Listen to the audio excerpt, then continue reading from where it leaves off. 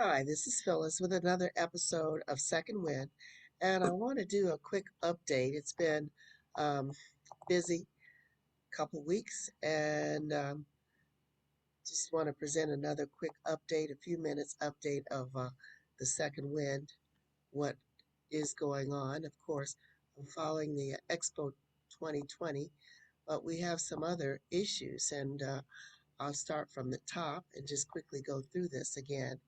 As I mentioned earlier, we had some issues that we're dealing with, including sustainability, climate change. So we'll title that the first talking point for this episode. We have parts one, two, three, with a preview, questions, feedback, and comments. And basically, what I want to do is focus again the listeners on my 80 plus books. And someone said, well, you can't focus on all of them at once. So I'm doing it bit by bit, little by little. So we have COP26 that's starting tomorrow. That's a United Nations partnership meeting of global summit dealing with the environment. So I thought I'd highlight a couple of books that I wrote and podcasts that have to do with green management as well as changes because we're in a time of change. But what I also want to do is focus on the curating a few of my sketch works. This is a picture of a hardworking professional working at home at her laptop, and I'll use my cursor to point out that she's working by the window. There's some sort of a climate issue going on, and she's ready, prepared, dressed in her green. So that's the first one. The second one is just again to represent that we're dealing with a diversity of people and cultures and ethnicities. So that's why I show this lady with her cornrows and a very colorful floral background that we're seeing quite a bit at the Expo 2020. And different colors, different shades, but the issue is we all have common bonds. We all want survivability, we want sustainability. So I picked out this picture, which is part of my sketch work in progress, showing families trying to stay together, staying cohesive, and little by little, bit by bit, we're getting there. But since we're in COVID times, I'm getting a little bit of a nostalgia look at how it used to be going to the salon, getting a makeover, and getting a new look. So that's why I picked this little sketch to fill in a few of the colors and just remembering the variety of people that we have in the world that we work together to try to make things better, make our lives better. And that's what we're showing this lady here on the left, applying a little bit of makeup, a touch of makeup, a touch of whatever to enhance her natural beauty and hopefully working together it'll work out. So I add this slide here just to show we're dealing with the utilities, we're dealing with energy and sustainability. And this past week there was a presentation from Sao Paulo, Brazil, about Brazil's efforts to address the renewable energy challenges, the environment, climate change, and another focus on the work that they're doing in the country, but also presenting the best of Brazil in the Brazil Pavilion. So if you're following things, I suggest you check out that pavilion. I also have this slide here showing the movement of these jellyfish in the water. And again, it reflects the issues that we have not only on land, but on the ocean. And we have as much of a crisis to deal with there because, in many cases, the plastic, trash, the recyclables are not being addressed properly and it's choking out our natural, beautiful wildlife. So that's what this image depicts. These are some images from here at home in Southern California.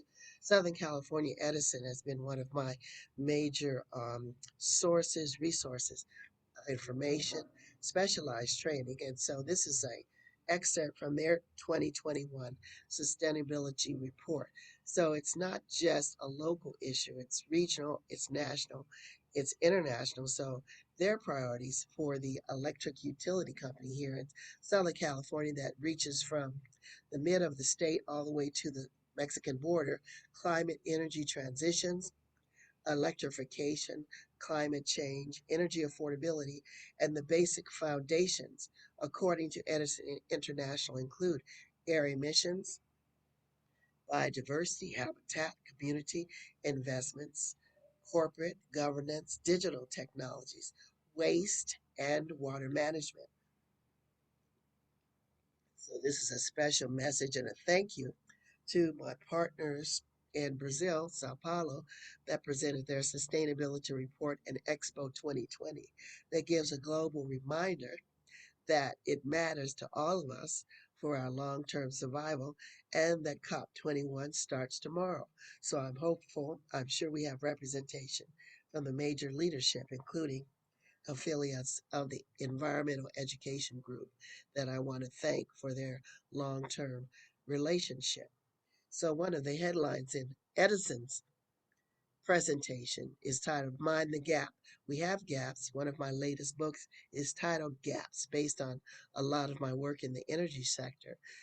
We have to look at the policies for California's countdown to 2030. That means we only have about 8 or 9 years to meet the goals that we must quadruple our annual rate of greenhouse gas reductions by adopting market transforming policies and incentives. So it's very important to remember, don't forget, because it deals with our gasoline prices, the availability of habitable premises, heating, lights, electricity, and clean energy strategies. There's issues including wildfire risk, key objectives related to climate change, renewable energy, transportation, and building electrification and energy storage. So it deals with the corporate culture, but our overall international culture as we address the climate crisis. So I want to switch quickly to part three. We had the presentation with a little curator of my sketch work, a reminder that the issues of the environment and the climate are right in front of us. And I want to focus now on our quick, brief, but spectacular creative writing exercise. And we wanted to get this picture here of all the ingredients that go into making a creative product with this image of a pot boiling, steaming hot. Is similar to the theme in my book, Gumbo Principles of Human Development, but it also has to do with the creative writing process, which it takes a lot. It's not always 1 plus 1 and 2 plus 2. And I guess that's the beauty of it. You're not quite sure how things will turn out, but you know you end up with something good. So they throw out the prompts. That's why I have this picture of the guy grabbing that after he gets the pass. And that's how it is with the creative writing session. We start out with a chat, sharing some thoughts and ideas. Then he says, right. And we have about 20 minutes. So I've noticed it's a good thing. One of the leaders mentioned that she went to film school. So I feel I'm in good hands.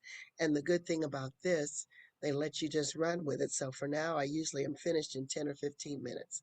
So I want to set the theme. The theme here was a horror, I guess, in concert with the Halloween happening tomorrow on October 31st, or the climate environmental crisis. So we have a picture of a smiling young professional pointing out the house that's for sale, and this is the start of the story. So let's jump into, you see the traffic rushing across the street, up and down the streets. That's a backdrop of what they say. Sometimes you can't see the forest for the trees, and we have some people here that, like in those horror movies with Jason, sometimes they just don't get it. So hope you can get some of the clues. You see the flight coming in for a landing. We see a couple flying into town to go ahead and with their exciting plans. So I showed you the picture. I'll flip back a few slides just to show you. She's ready there waiting to meet, and she's a smiling real estate agent. She showed up early, actually. The lawn is trimmed, everything is painted up. So we're diving right into the story. We have two home buyers, mid career professionals, prosperous, with great credit ratings, high salaries, and newlyweds who waited until they were both at the peak level of their careers and top salary. So we see a little bit of bubbling forth because what I want to show you is it's not all all that glitters is not gold because the couple reach the house, but they miss a few of the key and critical signs, such as the massive traffic jam of cars heading on the opposite side of the freeway. You see, they're new in town. It's a beautiful sunny day. So they think, they must be heading all to the beach. So they keep driving quickly out to their new property. And they also didn't quite see all the wildlife that was curling and cringing on the side of the road, including Smokey Bear, who had come down from the hills. So they meet the real estate agent. You remember, she meets them at the door with a cup of steaming coffee, hot cookies. She hands them the keys. They already paid their $2 million cash down for the condominium. You saw the picture. And they look across the street, and who do they see? One of their new neighbors. And what happens is she's rushing out the door, too. And they're thinking, well, this is a real busy place. And this is a quick image of what's actually happening because she has to get out of there too. This is an image of what's happening. Even the senior citizen turns out to be Granny. Well, well, she's in a hurry too. So that's a story, another part of this exciting story. We will quickly move back to the story itself because everybody's in a rush. But the new neighbors have just up. The state troopers tried to stop this granny, but this wasn't first. All right, pull over. That's another story. Yeah, because Granny's busy. She's on a go. The bubbles, you see the air and the fumes, and it's a beautiful neighborhood. The couple are just so excited and love their $2 million cash investment.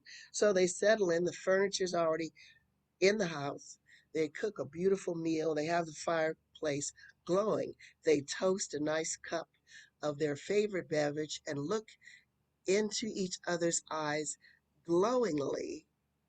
And then all of a sudden there's a coughing and you see the sky, the smoke, the clouds, but all of a sudden there's even more. You see these this picture imagery of what's going on, but we're talking about a silent horror because basically everyone's at risk, which is a good imagery of COP26. Unless we do something about it, this could be a natural disaster. But to end the story, the couple look into each other's eyes. There's a coughing. The lights dim as both of the couples appear to be passed, passed out. But what we flip to next is the 11 o'clock eyewitness news with Miss Pat Harvey, who's announcing very professionally, she's been on the news 30 years, that there's been a major disaster in Porter Ranch, a methane gas leak. The area has been declared a disaster, and that's because one of the pipes burst and a fire broke out. So they were unable to actually rush in and claim all the visitors. Or that's the horror. Part one, gas leak. Yes. Oh, yes. 33 months.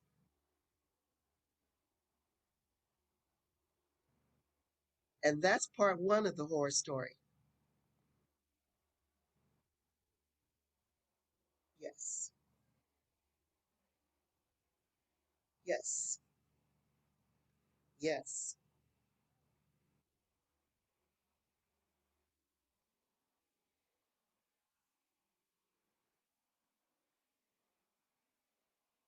And this is part of the engineering management part of my PhD study, as well as the real world experience, because you might wonder, well, how do I know about that? A beautiful, beautiful area. I actually, yes, a tsunami disaster, Mr. and Mrs. That's right. Aliso Canyon. but we'll pause here. Feel free to do your own research. But I was part of this experience because I found a very inexpensive room on Airbnb. And I said, well, let me check this out. And I got there, and basically it was name your price. And I realized the place was very, very quiet. Very quiet. A couple was there, a young couple. And so my stories are based on historical fiction with a little bit of fact. They mentioned their newlyweds. They purchased their first home in Porter Ranch and had to run for their lives because of the methane gas leak. So I understood then why the room was so cheap and very inexpensive, and my trip was somewhat cut short. But as the story goes, that's just part one. We'll put this as a to be continued as the screen dims. We see people passing out, the few people that are there. But let's go to part two because now let's think about the casting. The casting of this. We saw the real estate agent.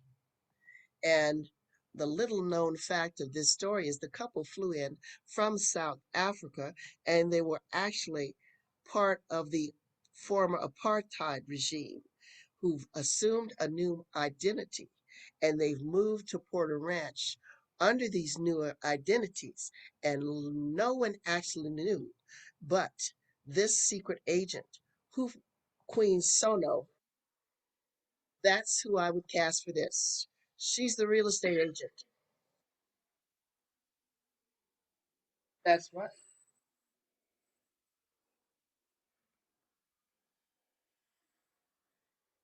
A Netflix original, very culturally appropriate.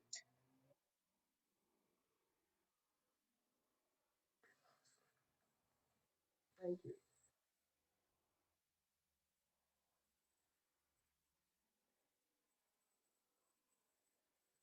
Art.